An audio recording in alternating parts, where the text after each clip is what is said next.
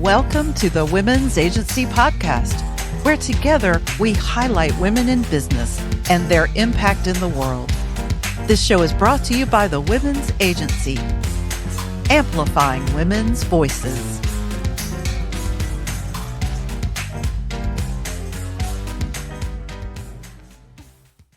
Hello, everyone. Welcome back. This is Arlia, and you're watching or listening to the Women's Agency Podcast. We're here to really highlight the stories of women in business and their challenges and their lessons and the wisdom that they've gained along the way. And today, my guest is Essie Escobedo, founder of Office Angels, and they're celebrating their 25th anniversary this year. Right. Congratulations. Thank you. It must feel really good. It really does feel good. Does it feel like 25 years? No.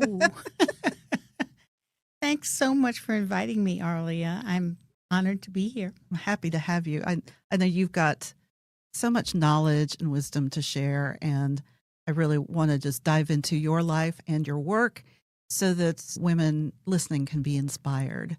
So Office Angels is 25 years old, and describe to us what Office Angels does. What we have been doing for 25 years is restoring joy to the life of a small business owner.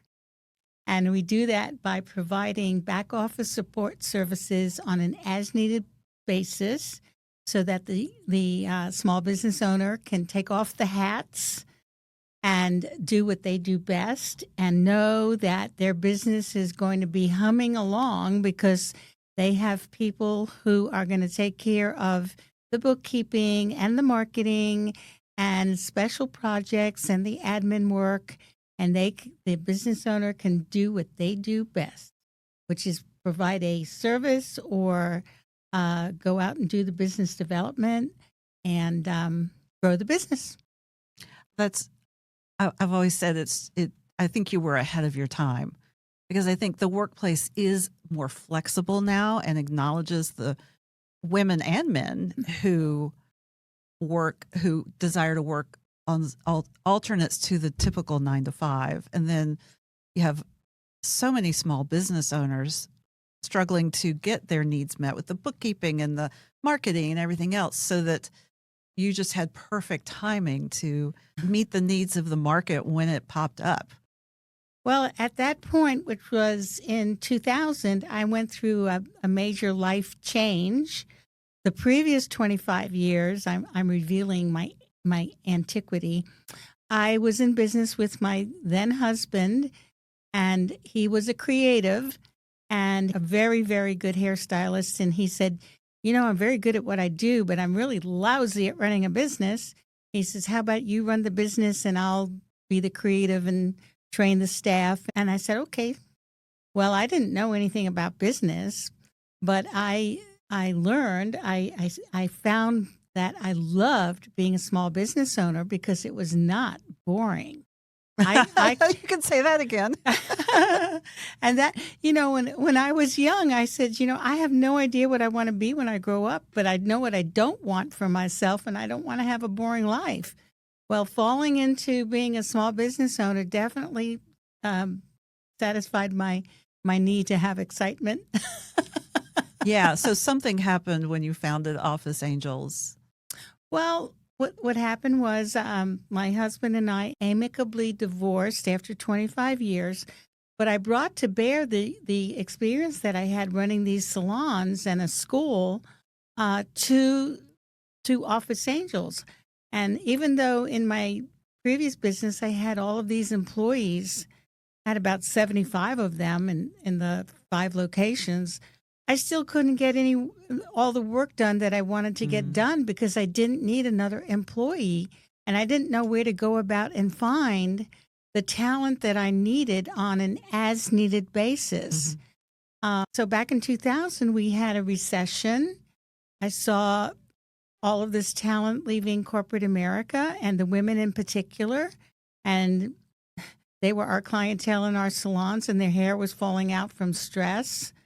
Wow. And they were guilty that they couldn't go to their children's dance recital. And they said, you know what? I'm taking my severance package and I'm going home and I'm not going back. And right about the same time, high-speed internet came in and PCs got to be affordable. And I heard people saying, I'm going to set up my own home office. And I thought to myself, well, what's a person going to do with their own home office? How are they going to get business? And then it was sort of an aha light bulb moment that I said to myself, well, I can become a matchmaker. Because at that point in time, I really knew how to run a successful small business. And every small business has the same elements that have to mesh well together to make that business hum. But most small businesses thrive on chaos. And I didn't like the statistics. I'm feeling called out, Essie.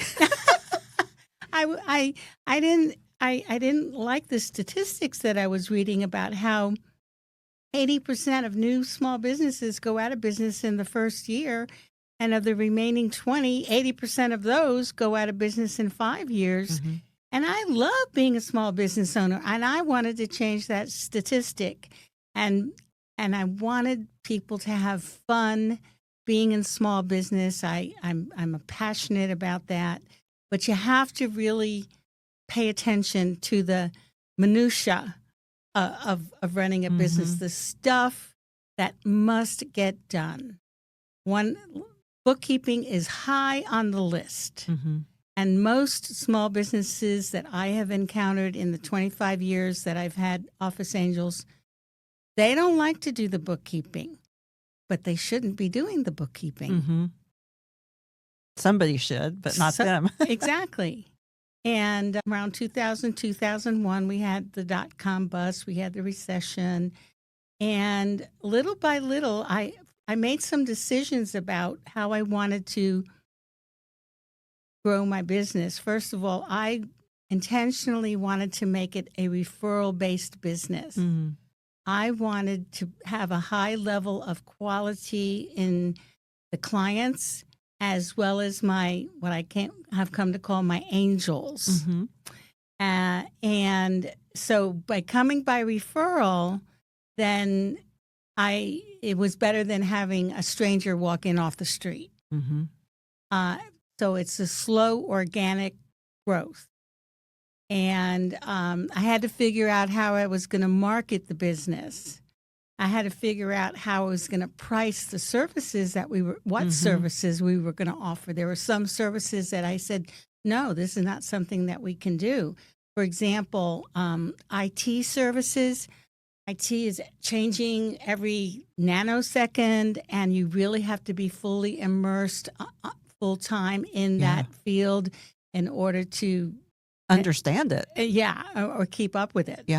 So the services that I decided we were going to offer were pretty much back office core services such as bookkeeping, admin, marketing, and then some specialty services that came along as a result of the demand that people were asking for these like, for example, helping them book speaking engagements, or in the HR realm, helping small businesses outsource the hiring process. We can't afford to go to a placement agency because they cost too much. Yes. And honestly, they don't always do a great job. So we offered a la carte services for HR, and one specialty services such as graphic design and web design, copy editing, proofreading, ghostwriting, you name it, anything that we can do. And at that time, we said there's no good reason why you have to get dressed and drive in traffic and go to somebody's office.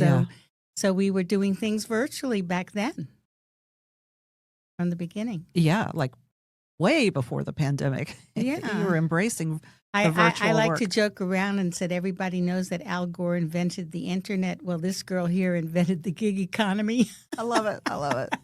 I mean, you had a big hand in it in Atlanta for sure. Well, it made perfect sense. Yeah. I really, really was passionate about helping the women.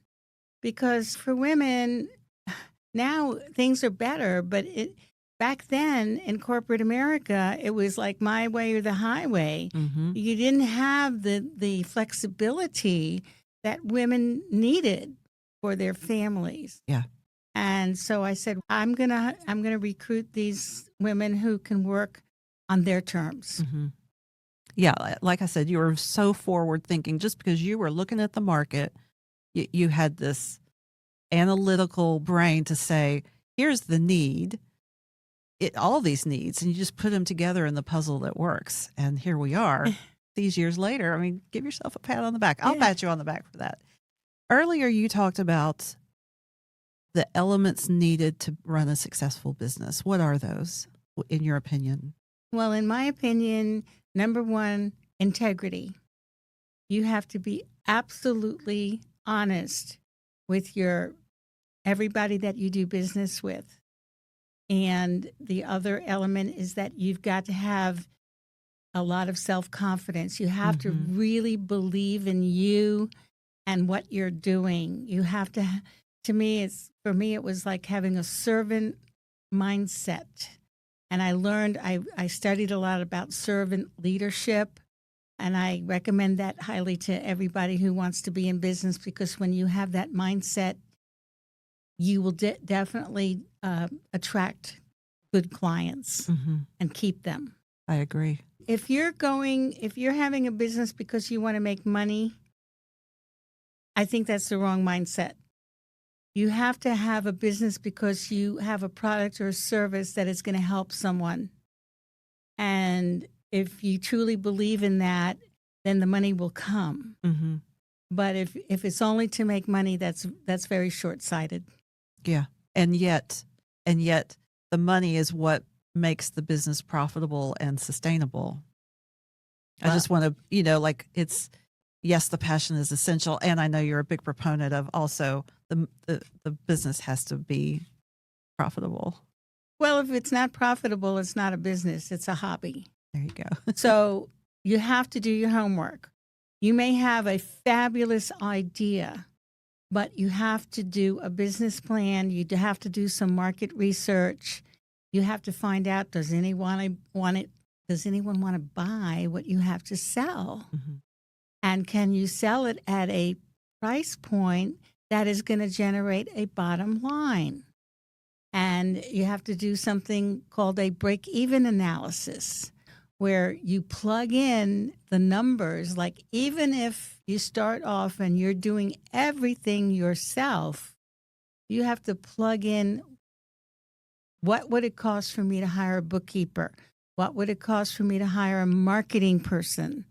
And see if with what you're charging for your services or product is going to trickle down into a profit.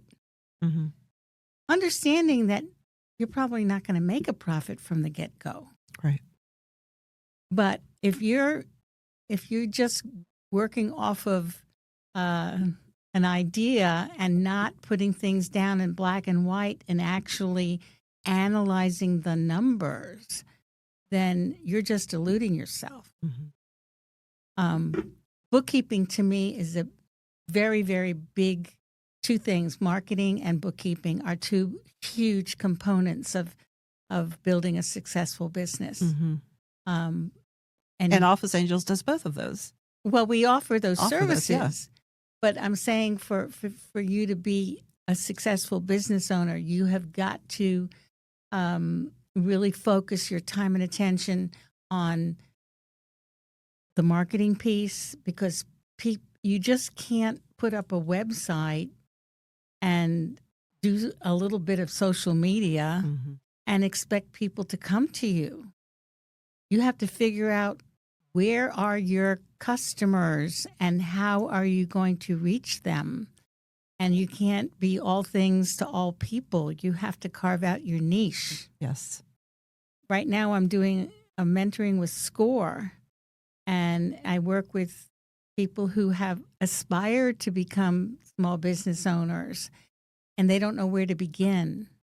And so I'm counseling with them, and I say, first you have to start working on a business plan. And it can be a one-page business plan, but it's got to be solid. You've got to make sure that what you want to offer to the world is something that people are going to want. Mm-hmm. And then figure out how all the details. And SCORE is a good place. They have a lot of good resources they could free. So I'm giving a little plug for SCORE here. Yeah, that's great. It's such a valuable resource. I think it's another brilliant idea to really connect new business owners with those with the experience. Mm-hmm. And the ability to mentor. So that's fantastic. Yeah. So you really have to have what I call stick-to-itiveness. You can't just throw in the towel.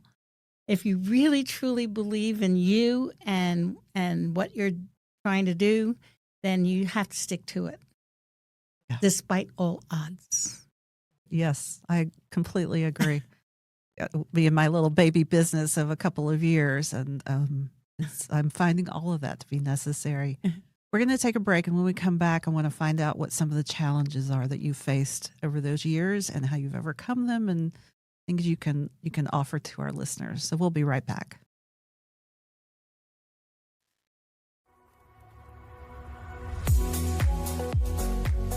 Gather the team at Serendipity Labs Atlanta Cumberland for a collaborative work experience.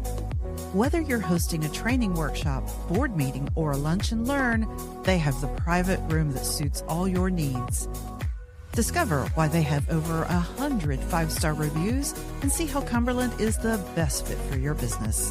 Call 770-765-0590 today to start planning your next teamwork day.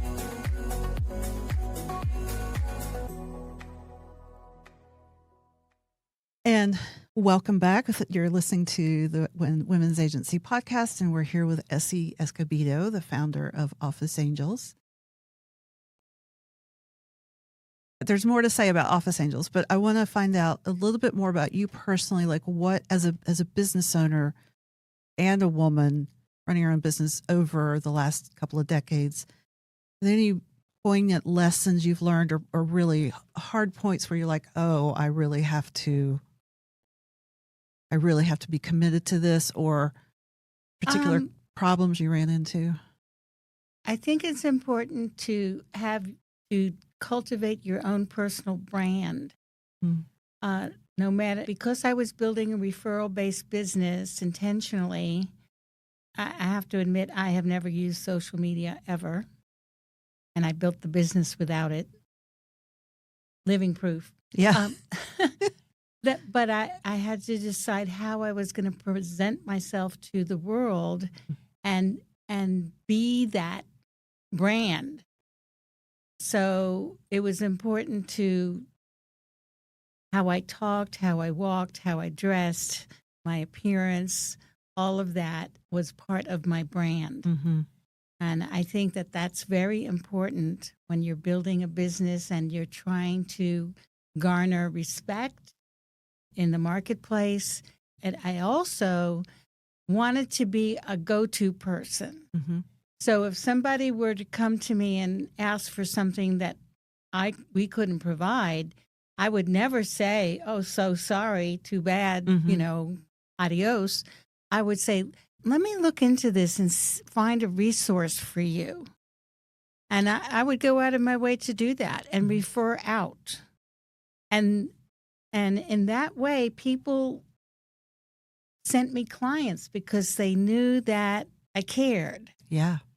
Even if they themselves could not be a client, they would send me clients. Mm-hmm. They would also send me angels. I needed both, really. So that was really important.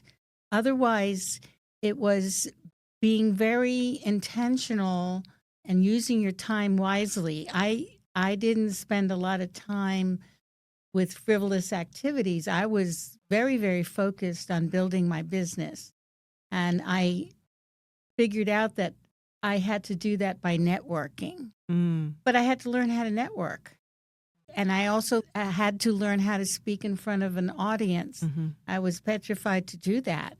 So it was a matter of training myself. Mm-hmm. I took some classes on public speaking. I went to some networking classes, learning how to properly network. And then I had to cultivate a dialogue. How do I introduce myself? How do I get people's attention so that they will want to learn more about what we had to offer? So that was a lot of work I did at the front end. Yeah. Mm-hmm. Yeah, everything you're saying is, well, yeah, you're saying that's at the front end, but it just strikes me your persistence. Like you would identify the next thing that the business needed, and you were just, okay, we're going to go do that. The being presentable, learning public speaking. I see a lot of people, well, I'm not good at that. And if there's a piece that their business needs, maybe they'll shy away from it because they're not good at it. And I've known you for a long time, but hearing this story now, I'm like, oh, you are motivated. I figured out that I had to network in organizations that were going to refer clients to me. I didn't go hunting for direct clients, but I wanted to go where people would say, oh, I know somebody who needs your services. Mm-hmm. And that back then, maybe still today, that was in professional women's organizations. And the women really got what I was doing. So often they would say, oh, I wish Office Angels had been around when I was raising my kids. Yeah. And, of course, the technology wasn't there, so it was not possible. Mm-hmm. But over the years, they became my marketing department. Mm-hmm. They kept sending business. And then I learned that it was a good thing for me to start stepping up and serving on these boards. And that way, people would get to know me. Mm-hmm. The old saying that people do business with people who they know, like, and trust. Well, they had to get to know me and trust me and like me. Mm-hmm. So serving on the boards got me that recognition. And that went a long way towards helping to build my business. Mm-hmm. So I think that you really have to be you have to be out there. Yeah, do. You really do. You just, especially if it's a service business. I can't speak to selling widgets because that's not what I do. So 25 years later, the Office Angels has changed somewhat. You're no longer CEO, are you? After it was 23 years, and I was getting up there, and I had to find my successor. I started really thinking about it because I didn't want the company to die with me. In June, I'm going to be 78 years old. And even though I'm knock on wood, I'm very healthy and I have my marbles and I still love being in business, I felt that it was time to find somebody that I could pass the baton to. And I found her, and she's fabulous. And she is doing a really great job with Office Angels, but she's making it her own. Mm-hmm. She's really growing it in a way that I could never imagine. She's putting a lot of good technology and social media into the business, and she's taking it to the next level, which I am thrilled about. I am working with her more behind the scenes, but I want to ensure that she will be successful, and as long as she wants to have me, I'll be hanging around. Well, yeah, to have that knowledge and your help and your wisdom about how this business works. So I love that. You're speaking to another piece of the responsibility of a business owner is to plan for what will happen at the end when you're done with the business. Having hundreds of clients and over 60 angels, I I wanted to make sure that they would all carry on. Mm-hmm. I felt very responsible to them Mm-hmm. and for them. So that was very important to me. So what does life look like now? I'm still very, very busy, and I like to be busy. I haven't been blessed with grandchildren, so that's not going to take up my time. But being a SCORE mentor is very satisfying to me. Working with the new owner of Office Angels, I love to continue to do that. I'm doing a little bit of traveling. Not so much on airplanes, but traveling around by car to places, the beach and so forth. I've been very much involved with my community, my Alpharetta community, and I have more time to read, which I love to do. Catch up on. I'm reading a 6-inch thick book on the life of Benjamin Franklin. It is totally fascinating. I love that. I mean, I would love to have more time to read. I know I didn't have that much time to read. I read business books all the time because I love learning about how to be a bit better business owner and learning from others who have succeeded in business. Well, let's go ahead and talk about that because we talked about that earlier. But I don't usually ask this question, but you have a couple of very good book recommendations. Right. What are those? Well, first of all, I can recommend my book. It's called Stop Doing That. And it's 21 activities critical to business success that you shouldn't do. We didn't even mention this, but when did you write this? Do we need to look? 2012. And then we had some revisions. And there's a good reading list in there. Excellent. But just 2 books that really impacted me. Well, there are more than 2, but The E-Myth Revisited by Michael Gerber. He wrote the book originally, but this is the E-Myth Revisited, which he wrote many years later. And it's a story that's like a fable about a young woman who loved to bake pies. And she has her grandmother's pie recipes. And she loved baking pies, and she baked pies for everybody. And then she decided she was going to open up a pie shop. Well, and she's talking to her mentor, which is the author, Michael Gerber. And so he was teaching her basically how to set up a successful small business. And his big mantra is, are you working in the business or are you working on the business? Because you can't be doing both. And most small businesses are working in the business. They are providing the service.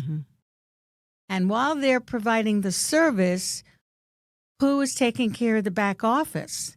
So he talks about having the entrepreneur and then the technician, and then there's a third persona that he refers to, the manager.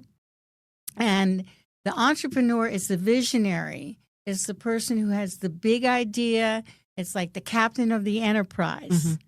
And then you have the manager, who's the person in the back office who's making sure the lights stay on, the bills get paid, so on and so forth. And then you have the technician. Most small business owners are technicians because they are the ones who are providing the service. Yes. So you've got to cover all 3 bases.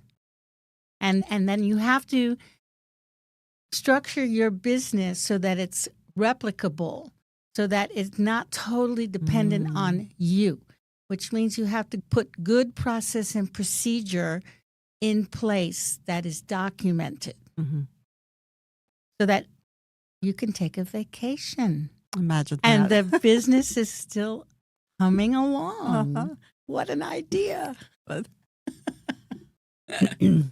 We all should take a page from Europe's book and take longer vacations for sure. Okay, and what's the other book? The other book is by a gal by the name of Cheryl Batchelder. and it's called Dare to Serve.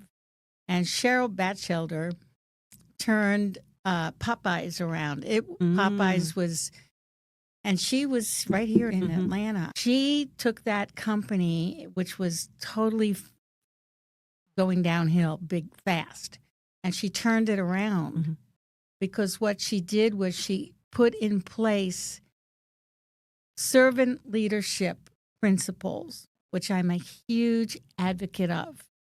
And I love that book, Dare to Serve.